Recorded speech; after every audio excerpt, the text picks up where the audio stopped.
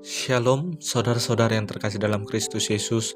Sebelum kita memulai aktivitas kita pada pagi hari ini, marilah kita disapa oleh firman Tuhan.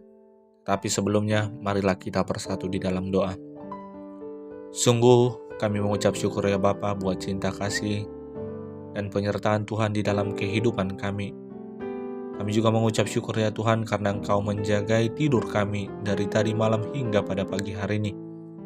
Engkau masih boleh memberikan nafas kehidupan sehingga kami mampu dan boleh melakukan aktivitas kami pada pagi hari ini. Tetapi kami sebelum memulai aktivitas kami ingin disapa oleh firman Tuhan. Hanya di dalam nama anak-Mu Tuhan Yesus Kristus kami telah berdoa dan penuh pengucapan syukur. Amin. Firman Tuhan yang menyapa kita pada Selasa 18 Oktober 2022 didasarkan kepada Daniel 6 ayat 28. Demikian firman Tuhan. Dia melepaskan dan menolong dan mengadakan tanda dan mujizat di langit dan di bumi. Dia yang telah melepaskan Daniel dari cengkraman singa-singa. Demikian firman Tuhan. Bapak Ibu saudara-saudara yang terkasih dalam Kristus Yesus, taat di tengah situasi yang baik dengan fasilitas yang mendukung adalah hal yang mudah dilakukan. Tetapi menjadi pertanyaan bagaimana jika situasinya tidak baik, penuh tekanan, aniaya, ancaman, bahkan hidup kita juga di ujung tombak. Kebanyakan orang akan berusaha mencari aman dengan melakukan tindakan kompromi daripada harus menanggung risiko. Bapak Ibu saudara-saudara yang terkasih dalam Kristus Yesus, Daniel menghadapi masalah yang berat, penuh risiko. Bahkan hidupnya juga sudah di ujung tanduk oleh karena ibadahnya kepada Tuhan. Namun hal itu tidak menggoyahkan imannya. Alkitab mencatat bahwa Daniel tetap berdoa menghadap Yerusalem. Bahkan dia berdoa 3 kali sehari. Sekalipun orang asing dan orang buangan, tapi Daniel mendapat kedudukan yang tinggi di Babel, dan dia juga dikasihi oleh Raja Darius, sehingga pejabat-pejabat pemerintah lainnya melihat Daniel begitu iri. Karena itu mereka pun bersepakat membuat sebuah peraturan yang baru berupa larangan. Apa yang menjadi larangannya? Barang siapa yang dalam 30 hari ini menyampaikan permohonan kepada salah satu dewa atau manusia selain sebagai raja, ia akan dilemparkan ke gua singa. Para pejabat-pejabat itu mengetahui bagaimana relasi hubungan Daniel dengan Tuhan. Dia rajin berdoa. Dia sangat dekat dengan Tuhan melalui doa-doanya. Oleh karena itu, ia dilemparkan ke gua singa dan mendapat ancaman yang dapat membahayakan keselamatan jiwanya. Tapi itu juga tidak membuat Daniel takut dan gemetar. Ia tetap memberikan ibadahnya kepada Tuhan sebagaimana yang biasa dia lakukan.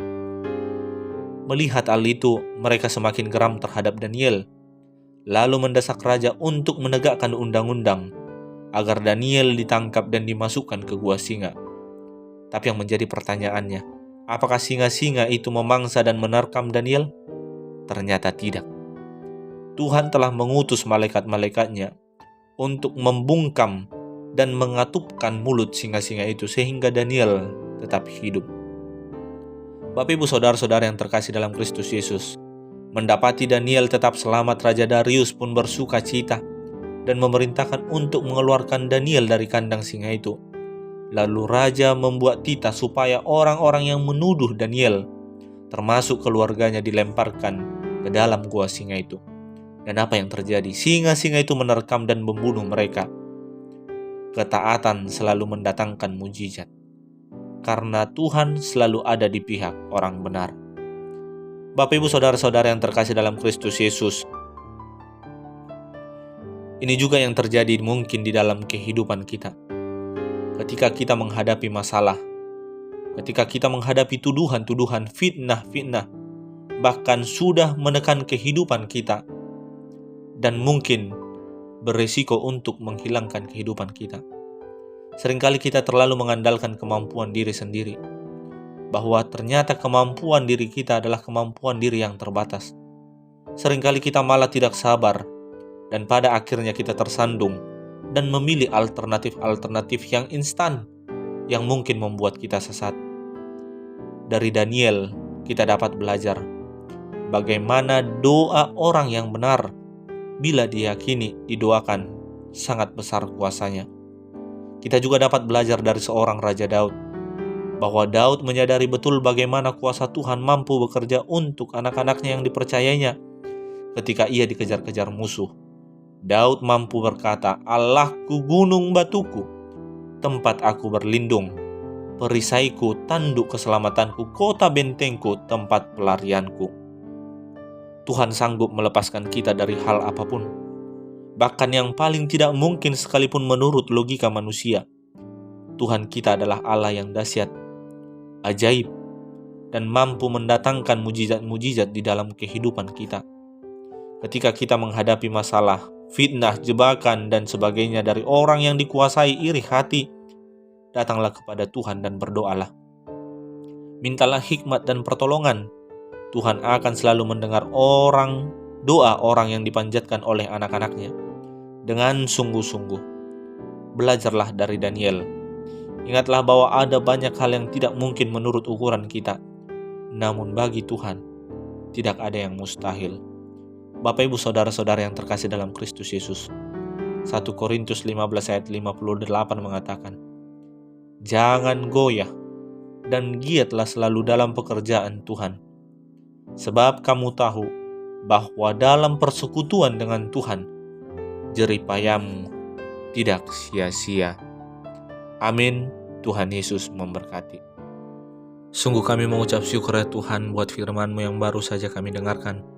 Terlebih ya Tuhan mengingatkan, meneguhkan iman kami melalui seorang Daniel yang ketika hidupnya telah difitnah karena ibadahnya yang dekat dengan Tuhan, karena doa-doanya kepada Tuhan, sehingga mengancam kehidupannya. Tetapi Daniel tidak gentar. Dia tetap yakin dan percaya bahwa Allah yang dia sembah mampu menyelamatkan dan meluputkan dia dari mara bahaya. Benar ya Tuhan, bahwa Daniel dilepaskan dari mulut-mulut singa, dan pada akhirnya dia memperoleh posisi yang baik oleh karena keyakinannya kepada Tuhan.